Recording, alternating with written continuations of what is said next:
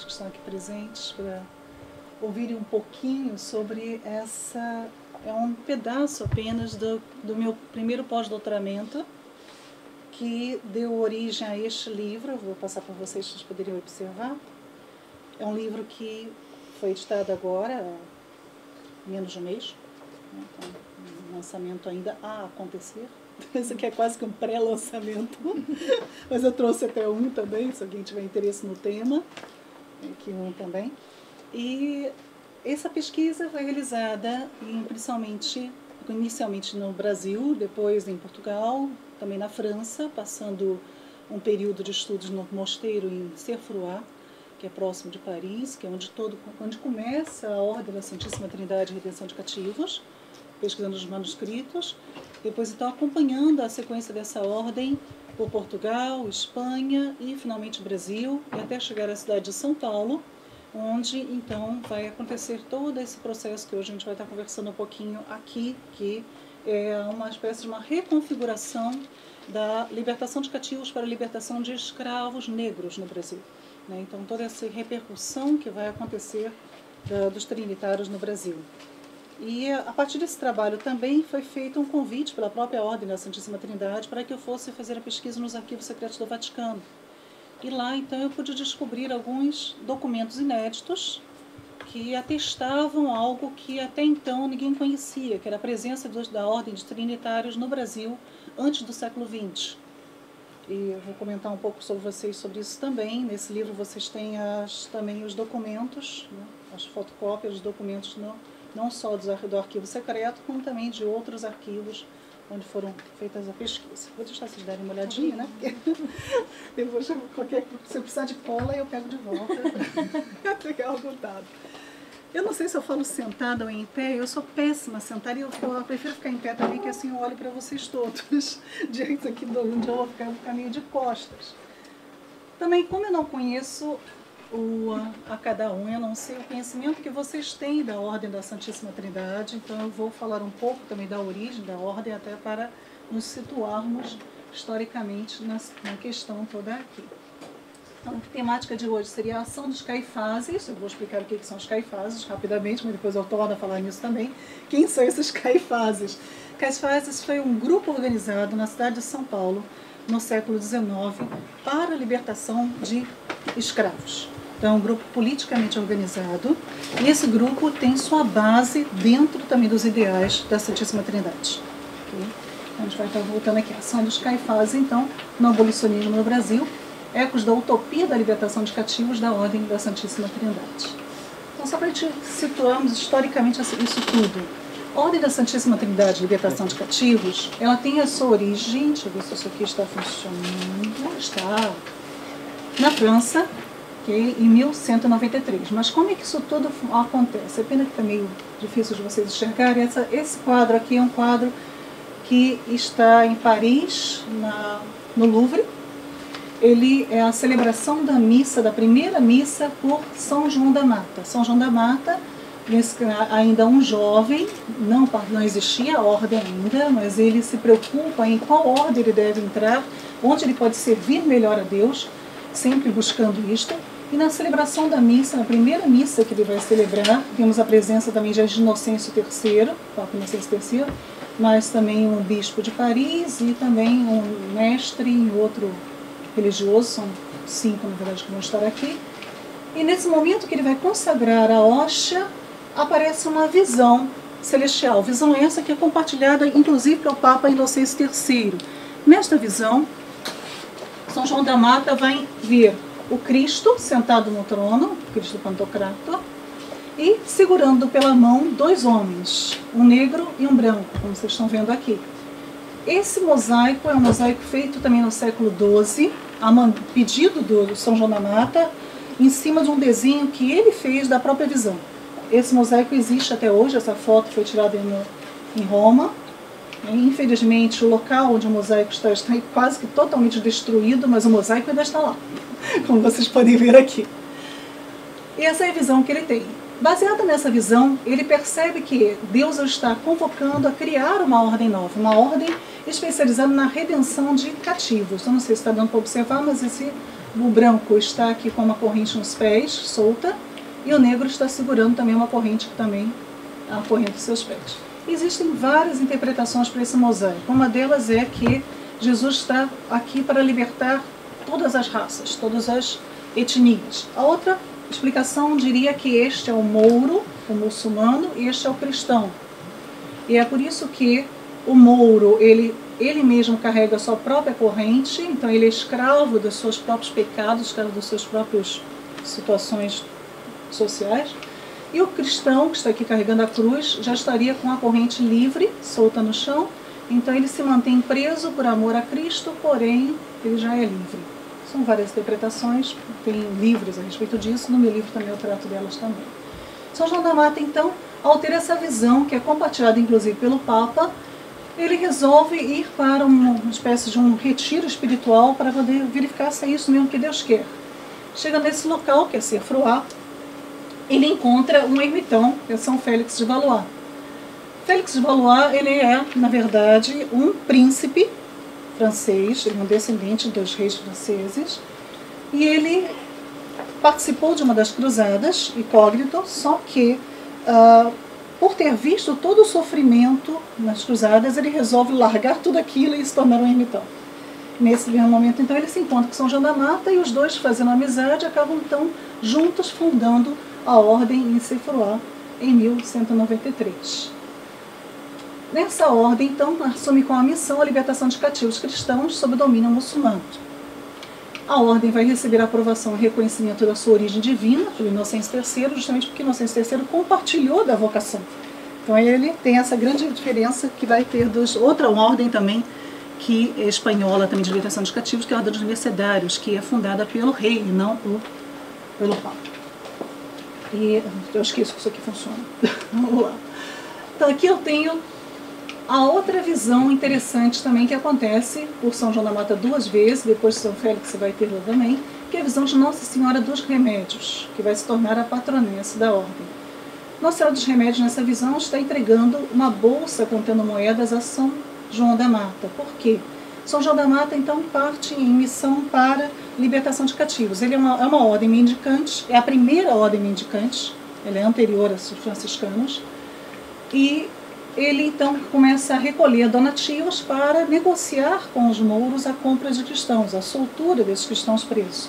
Numa dessas idas, no caso a Valência, ele leva a soma negociada e no momento que o sultão diz que não, eu gostaria de um pouco mais, ele não tem como ter esse dinheiro, não pode voltar a conseguir o dinheiro aqui na Península Ibérica, o que ele faz? Ele ora, né? Ele pede ajuda a Nossa Senhora e Nossa Senhora então aparece na forma da devoção de Nossa Senhora dos Remédios e entrega a bolsa com moedas remediando a situação. E é por isso que Nossa Senhora dos Remédios, que hoje muitos confundem como tendo uma ligação com Nossa Senhora da Saúde, não é bem essa a origem. Ela é uma pessoa que vem para remediar, e principalmente a situações limites, né? Inclusive a situação da escravidão. Bom, é só para vocês terem uma ideia dessa ordem, como ela surge.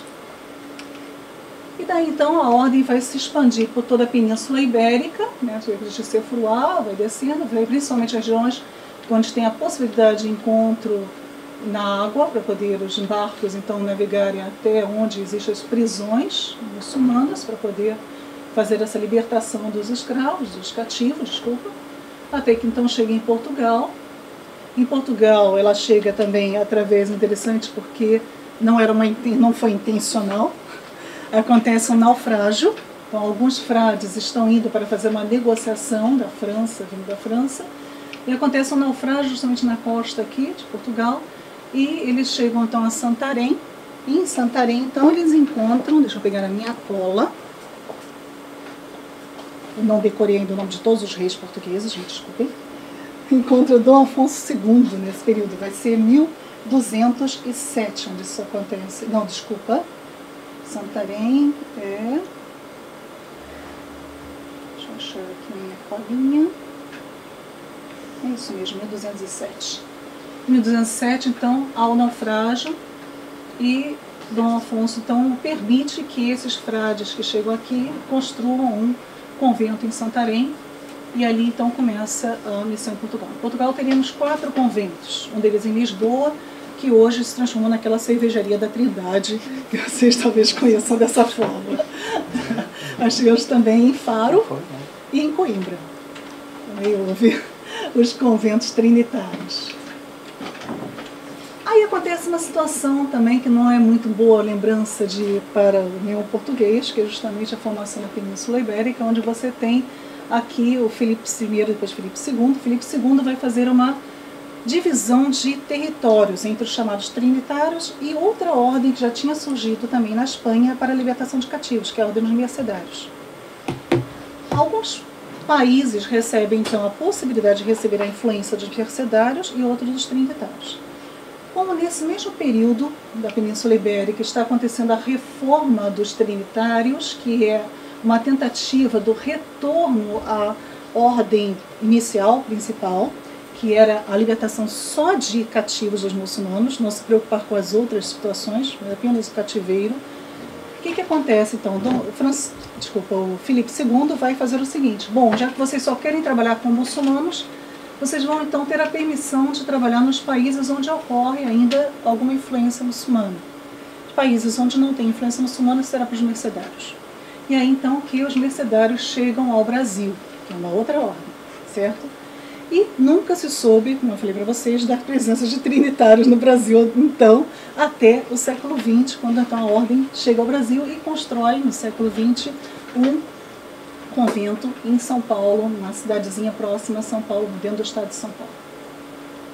Muito bem, como é que então vai acontecer isto? Como é que esses trinitários, essa influência trinitária vai aparecer no Brasil, principalmente no estados da Bahia, Maranhão, Pernambuco, Minas Gerais, Rio de Janeiro e São Paulo? Através de 2 questões. Primeiro, leigos. Leigos que vão para o Brasil levando a sua devoção, levando também os ideais de libertação de cativos. E também de alguns frades. Frades esses que eu fui descobrir justamente no arquivo secreto do Vaticano. Vamos contar um pouquinho dessas histórias através de alguns slides. Primeiro, 1506. Lembrando que o Brasil foi descoberto em 1500. O que acontece aqui? Em 1506 a gente já tem a primeira igrejinha, a primeira capela de Nossa Senhora dos Remédios, lembrando que é a devoção principal dos trinitários, e é onde vai ser realizada a primeira missa em ambiente fechado no Brasil. A primeira missa no Brasil, realizada na Bahia. Mas a primeira missa em ambiente fechado, dentro de 4 paredes, é realizada no Rio de Janeiro, na Capela de Nossa Senhora dos Remédios, na Arraial do Cabo. Claro que não tinha toda essa estrutura que a gente está vendo aqui, né? Esse marco que vocês estão vendo aqui é o marco da chegada de Américo Vespúcio, que é a segunda viagem também, né, ao Brasil, que chega aqui, nesse caso, então, na Arraial do Cabo, está aqui o marco, e lá ao lado do marco é construída a capelinha de Nossa Senhora dos Remédios. Sabe-se agora que houve um frade trinitário acompanhando Américo Vespúcio nessa viagem, que fica, então, em terras brasileiras, encontrando essa primeira devoção, primeira alusão aqui. A segunda que nós encontramos em 1581, na Bahia, em Juerana. Nós temos até hoje uma igrejinha também de São João da Mata. Essa igrejinha também tem a sua devoção aos Santos Remédios, claro, né? E ela é uma igrejinha também que foi feita por um padre também trinitário, um frade trinitário, que acompanhou o padre Manuel da Nóbrega ao Brasil. A gente está vendo que vários frades acabaram estando, sim, apesar da ordem nunca ter feito conventos ou mosteiros, nós temos a presença de frades no Brasil. Em 1582, nós temos também uma imagem, foi encontrada uma imagem de Nossa Senhora dos Remédios no Mosteiro de São Bento da Bahia. Então também já acontecia a devoção na Bahia, em Salvador. Outra igreja também interessante, também no Rio de Janeiro, Paraty, de 1646. Claro que também não é este o templo, por favor, né? Foram várias construções uma em cima da outra. A igreja de Paraty, ela é interessante para nós também, porque é dito que a imagem veio a partir de navegadores também. Então, com certeza, isso já era obra de leigos que traziam a devoção consigo onde quer que fossem. E aqui também a gente já tem um registro da primeira Irmandade de Nossa Senhora dos Remédios, que vai ser muito importante também para a libertação dos escravos no Brasil. Essa é a igreja de Nossa Senhora dos Remédios, que fica na bairro de Taquara, Jacarepaguá, Rio de Janeiro. Ela fica dentro de um local que era um hospício, na verdade, a colônia Juliano Freire, e ela ainda existe também até hoje, está bem abandonada. É interessante que essa igrejinha também foi construída por negros, também já temos aqui a primeira alusão à proximidade de escravos na construção da igreja e para a devoção deles. Então até agora a gente tinha sempre a ideia que a devoção de escravos no Brasil era ligada sempre a Nossa Senhora do Rosário. Mas aqui a gente tem Nossa Senhora dos Remédios como também uma devoção de escravos, que vai aparecer em alguns casos. Na reconstrução, depois que a capela se transformou em igreja, no caso essa construção aqui, já foi feita durante o reinado do Pedro II, que esteve na colocação da pedra fundamental e também na inauguração da igreja. Essa igreja de Nossa Senhora dos Remédios, São Luís, Maranhão, essa igreja ela é muito importante no sentido de que ela foi construída por um bispo trinitário no Brasil, então o bispo José Delgarte, que foi bispo no Brasil durante 7 anos, no Maranhão e Pará. Então ele fez essa construção e introduziu também a devoção nessa região. O bispo José Delgarte foi também muito envolvido com a questão do abolicionismo da escravatura negra e indígena no Brasil, trabalhando as duas causas, até que morre no Brasil também. E ainda aqui em Salvador, temos aqui a igreja de Nossa Senhora, a igreja da Santíssima Trindade, em Salvador, de 1733. Nessa igreja também há o registro já de uma ordem da Santíssima Trindade e Redenção de Cativos. E é interessante quando a gente repara que aqui no frontispício da igreja, olha aqui que a gente observa. A cruz trinitária. A cruz trinitária está aqui presente. E esse ícone, esse brasão, ele é quase idêntico ao que eu vou mostrar no próximo slide, da Ordem Terceira da Santíssima Trindade da cidade do Porto. Então aqui você já tem a formação da Ordem Terceira da Santíssima Trindade de Libertação de Cativos. Essa ordem também então já trabalhava com as questões abolicionistas. Eu encontrei também no Arquivo Secreto do Vaticano algumas cartas escritas por essa ordem para Roma, já solicitando a intervenção de Roma, isso em 1733, para o abolicionismo no Brasil, para que realmente fosse abolida a escravatura negra, a partir da Bahia. Aqui é um impresso também, feito na Bahia, do século XIX, onde a gente observa Nossa Senhora dos Remédios, sendo coroada por Deus, o Espírito Santo, Jesus do outro lado, aqui tem e ela entregando a bolsa, né, de dinheiro a São João de Mata e São Félix Valois, e aqui tem escravos também sendo libertos. Essa é uma imagem que já foi impressa então na Bahia, um santinho feito na Bahia já no século XIX, nós já observamos que a devoção já é bem frequente. Então, nesse santinho há escrito Nossa Senhora do Remédio, padroeira da Celestial Ordem Terceira da Santíssima Trindade de Libertação de Cativos. A data dele é de 1806. E como eu falei para vocês, este é o brasão da Ordem Terceira da Santíssima Trindade do Porto. Também foi descoberto que nesse mesmo período você tem, um pouquinho antes, de 1700 e alguma coisa, você já tem algumas cartas também de cidadãos da Bahia solicitando ao rei de Portugal que fosse dado a esses cidadãos os mesmos privilégios que os habitantes da cidade de Porto aqui em Portugal tinham. Então o que a gente pode observar? Provavelmente são cidadãos de Porto que levam, leigos, que levam a sua devoção para a Bahia também, inclusive repetindo até mesmo o brasão. Aqui em Porto também, estando agora aproveitando o último congresso da Espírito Santo, acabei dando uma ida a Porto para fazer mais um pouco de pesquisas, e lá encontrei, não só na questão do brasão, este outro santinho, vejam que é bem próximo, bem semelhante também de Nossa Senhora do Remédio, já esse feito na própria cidade do Porto. E aqui é uma placa litográfica também guardada na cidade do Porto, onde você tem outro tipo de santinho, já é um terceiro modelo, né? São diferentes, mas todos do século XIX. Outra igreja, em 1737, agora em Fernando de Noronha. Em Fernando de Noronha também há o relato da passagem também de Américo Vespuccio, então talvez dali também tenha vindo toda a devoção. É a única igreja na ilha de Fernando de Noronha, a igreja de Nossa Senhora dos Remédios. A igreja de Nossa Senhora dos Remédios de Caxambu, Minas Gerais também. Claro que eu não fui mostrando para vocês a imagem atual de todas elas, mas foram capelas que foram sendo substituídas. Outra confraria muito importante que aparece é a Confraria de Nossa Senhora dos Remédios da Igreja de Santa Ifigênia, no Rio de Janeiro. É uma confraria formada apenas por negros mina, voltada também para conseguir donativos para a compra de cartas de alforria, de libertação, e para também o enterro de negros que não tinham condições nenhuma, né, que eram jogados na rua, jogados na praia, quando morria algum escravo, era simplesmente abandonado. Então, todas as devoções dessa confraria são voltadas para isso. E a Nossa Senhora dos Remédios de Manaus, no Amazonas também, que é de 1818, que também era uma igreja bem menor do que essa, construída também por negros, e hoje já foi substituída.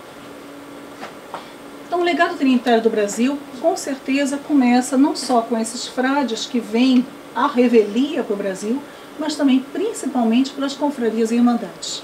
Principalmente as confrarias que saem da cidade do Porto, que eu coloquei os dois brasões, para vocês poderem observar como é muito próximo, muito semelhante, este em Salvador e este aqui em Portugal. E chegam nessas cidades todas. A Serixá Ordem Terceira da Santíssima Trindade, então, acaba se propagando e propagando também os seus ideais de libertação.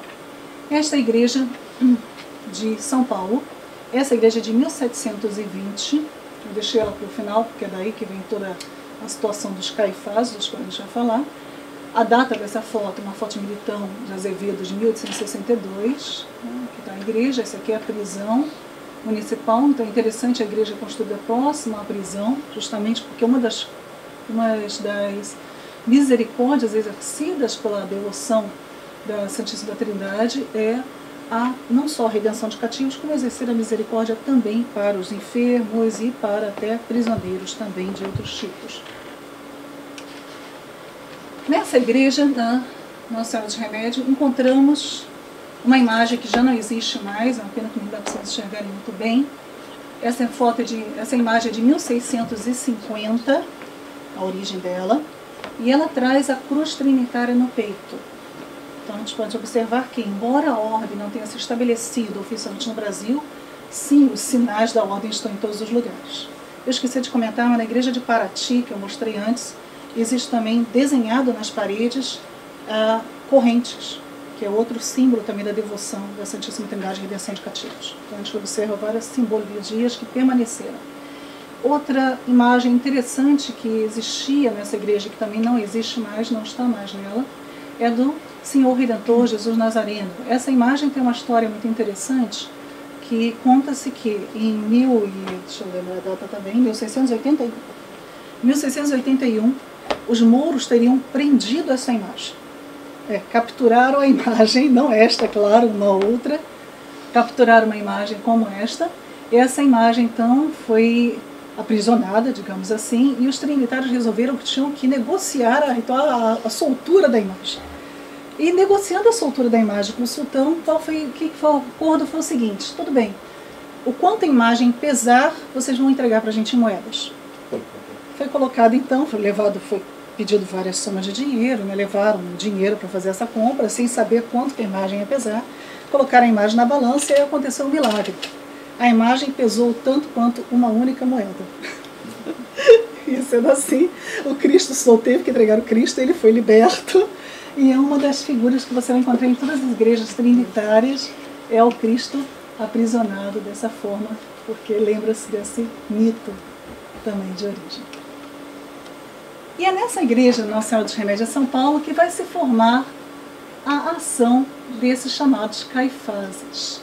Os caifazes são comandados por um senhor, que é este aqui, o Antônio Bento de Souza e Castro, brasileiro, jurista. Ele, junto com diversos outros, são vários juristas também, inclusive o bispo de São Paulo, que é o Dom Lino Deodato, vão reunir-se à revelia da igreja dentro das dependências da igreja de Nossa Senhora dos Remédios. Por que eu falo que é a revelia da igreja? Porque nesse período era proibido no Brasil que a igreja se envolvesse com questões sociais. Isso era uma proibição papal. Okay? E mesmo assim, a igreja de Nossa Senhora dos Remédios estão acoberta reuniões de pessoas que estão voltadas para questões extremamente sociais, que é a libertação de escravos.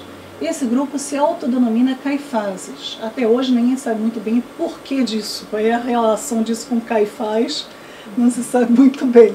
Ele reúne com esse nome, forma esse comitê, reúne-se então secretamente na dependência da igreja. Em 1880, ele vai se tornar o provedor da confraria, que já existia a confraria antes, como fala, a confraria já existe desde 1700, mas ele se torna o provedor da confraria. Então aqui, Antônio Bento vai unir não só o grupo político com o grupo religioso. Então agora ele junta as duas coisas numa só. E a própria confraria, então, começa a trabalhar contrariamente à escravidão no Brasil. Qual o objetivo dos Caifases? Eu coloquei aqui, através de ações diretas, incentivar e colaborar com a insurreição e fuga de escravos.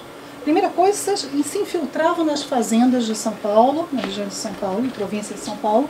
Se infiltrando, conseguiam, então, motivar insurreições dos negros, as fugas. A fuga, eles iam, então, a partir da fuga, fazer todo o processo que eu já vou mostrar para vocês.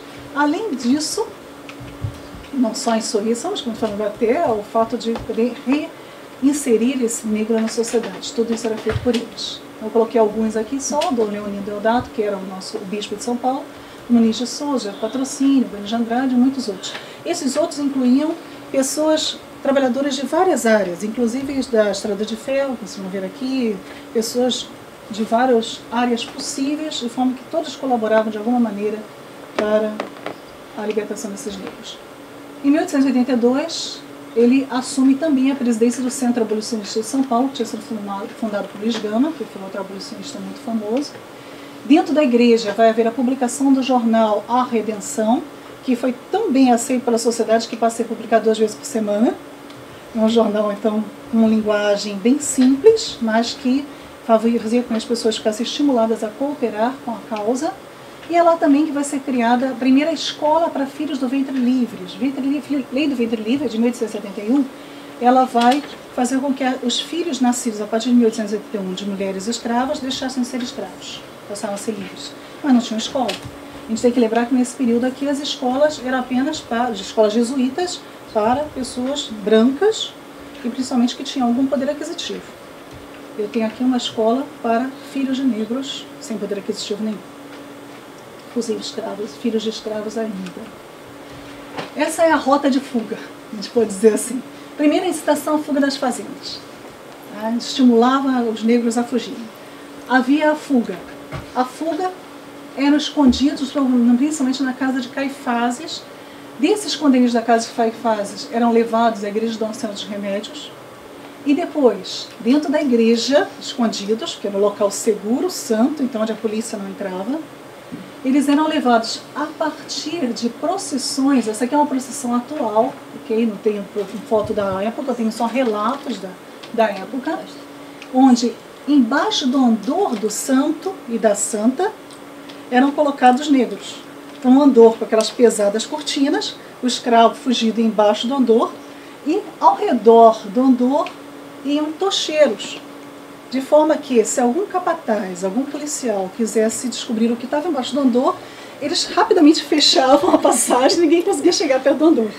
Então era todo um processo realizado para livrar e para acobertar esses negros. Então realmente os negros eram levados embaixo do andor até então algum lugar seguro ou até a Estrada de Ferro Ituana, futuramente Estrada de Ferro Sorocaba, onde então os funcionários, inclusive protestantes que eram envolvidos também, que eram no caso os ingleses, né, que estavam lá, eram envolvidos na causa abolicionista também, então escondiam dentro dos vagões os negros, e aí através da Estrada de Ferro eles eram levados até o Porto de Santos, e no Porto de Santos estão encaminhados para 4 quilombos que se formam na cidade de Santos.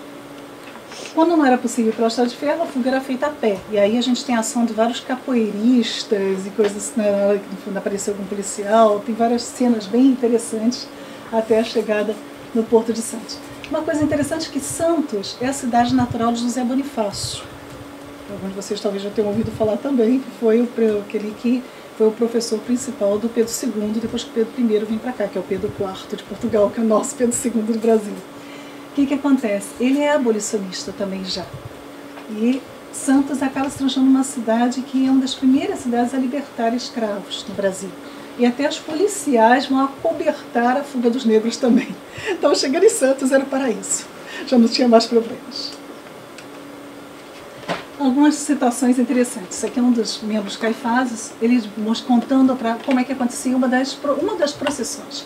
Entre os andores de Santos, suspensos em longas hastes, apareciam instrumentos de tortura, grilhões, cangas, relhos, etc.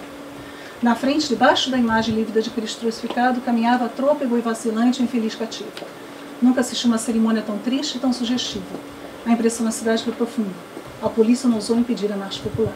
A multidão seguia silenciosa, todos sentiam-se profundamente comovidos, menos o infeliz preto martirizado que as dores enlouqueceram. Esse é apenas um dos relatos que a gente tem dos transportes dos negros, e feito por um próprio Caifás. E eu coloquei para vocês aqui uma coisa interessante, que os negros que ficavam escondidos na igreja de Nossa Senhora dos Remédios deixavam como ex-votos suas correntes e seus grilhões. Isso, infelizmente, foi perdido, porque, eu não vou explicar mais para vocês, mas aconteceram algumas reprimendas a esse envolvimento da igreja da causa abolicionista, já que isso era proibido. Outra citação muito interessante, vocês podem perceber que na igreja, isso aqui é um livro de casamentos e batizados, de 1875, vocês estão vendo aqui, eram realizados muitos casamentos e batizados também de escravos, coisa que nem todo padre fazia. É uma coisa nem sempre muito bem realizada. E nesse livro, encontrado na sede de São Paulo, encontra-se esse texto lindo, que eu não resisti a colocar para vocês. Batismo de escravos, que absurdo. Quando disse São Paulo na Epístola aos Gálatas 3,27, depois do batismo não há nem judeu, nem gentio, nem senhor, nem escravo. Vós sois todos um, só corpo em Cristo. Jesus Cristo não deu o nome de irmão a todos os homens? É verdade. A palavra de Deus ainda não foi bem compreendida. Se o fosse, não dar-se-ia o nome de escravo a cristãos, porque é indubitável que o cristianismo aboliu a escravidão. Vós todos ministros dessa religião cometeis um crime quando recebeis na pia batismal um inocente com nota infame de escravo. E ele assina, um padre anônimo que se encontra nessa mesma situação, ou seja, eu também recebo escravos no batismo, mas eu não gostaria de estar fazendo isso, colocando esse nome, né, escrito no livro, né, fulano de tal, escravo, assim por diante. A igreja continua se envolvendo, a ponto que em 1883 ocorre uma procissão onde vão ser entregues 154 cartas de alforria, entregues pelo bispo Dom Deodato. Cartas de alforria, então, compradas com dinheiro, já que a igreja vai angariando, a ponto que em 1883 a igreja cria também a Caixa Auxiliadora da Redenção de Cativos, onde é estipulado que a terça parte dos rendimentos anuais das pessoas que participam então da confraria é dada para a compra de alforria. Então já é voltada para isso. E aqui uma outra alusão interessante, porque na regra trinitária, também isso é uma coisa que eu acabei não falando para vocês, na regra trinitária, quando alguém entra para a ordem trinitária, ele divide os seus bens em 3 partes. 2 partes são dadas para exercício da misericórdia. E uma parte é dada para a libertação de cativos, que é a terça parte. Então é aqui mais uma alusão aos trinitários também. E finalmente, no dia 5 de maio, Leão XIII vai enviar uma encíclica aos bispos brasileiros chamada In Plurimis, onde ele vai incitar os bispos, finalmente, a se envolverem com a questão social e falarem, não, olha, é impossível que a escravidão continue no Brasil. E é assim que, alguns dias depois, no 9 de maio, a confraria da Igreja de Nossa Senhora de Remédios faz uma nova passeata, baseada na carta, né, falando, olha, realmente precisamos fazer isso, precisamos abolir a escravidão. E, alguns dias depois, no dia 13 de maio, a princesa Isabel, então, assina a Lei Áurea e assim os escravos são libertos. A história da Igreja Nossa Senhora dos Remédios e o envolvimento com a libertação de cativos, então, reflete claramente esse ideal trinitário. Esta carta, esse texto de 1910, é um texto que vai incentivar a Igreja a continuar a trabalhar, né, nessa função, né, o de voltar benemérita da Igreja, portanto, haver trabalhado para a redenção de cativos. Esta Irmandade é de propugnar hoje para a liberdade de tantos homens espiritualmente escravos do desprezo do pecado. Então aqui é uma reconfiguração. Não vou falar mais da libertação de cativos ou de negros, já estão livres. Né? Mas a igreja agora tem que trabalhar com outro tipo de escravidão. Escravidão social, física, espiritual e assim por diante. Como eu falei para vocês, a igreja não existe mais. Por reprimenda, ela foi demolida. Foi demolida e foi reconstruída num lugar totalmente ermo, para dificultar a ida de qualquer pessoa. Então era uma igreja que era extremamente é frequentada, depois passa a ser uma igreja bem pouco frequentada. Hoje, é claro, o bairro já cresceu, São Paulo cresceu, já tem casas ao redor da igreja, mas no início isso não existia. E aqueles grilhões, tudo isso que existia aqui, provavelmente está sepultado embaixo da atual rua que passa onde a igreja existia. Concluindo, a gente observa que, apesar da proibição da vinda da ordem trinitária ao Brasil, a devoção e a vocação trinitária chega através dos frades e dos leigos. A relação da devoção Nossa Senhora dos Remédios na confraria da Igreja em São Paulo mostra a sobrevivência dos ideais da Ordem da Santíssima Trindade e redenção dos cativos, claramente. E dentro desse contexto vão se produzir as ações dos Caifás, que estão como São João da Mata e Felício Valois visam restaurar a liberdade dos cativos. Ocorre a manutenção do ideal da liberdade dos cativos na Vila de São João da Mata, com a reconfiguração de cativos para escravos e hoje uma nova reconfiguração, cativeiro físico, psíquico, espiritual, social, econômico e tantos outros meios. Sendo assim, termino com o lema dos trinitários, que é glória à Trindade e aos cativos libertados. Obrigada. Espero que tenham entendido.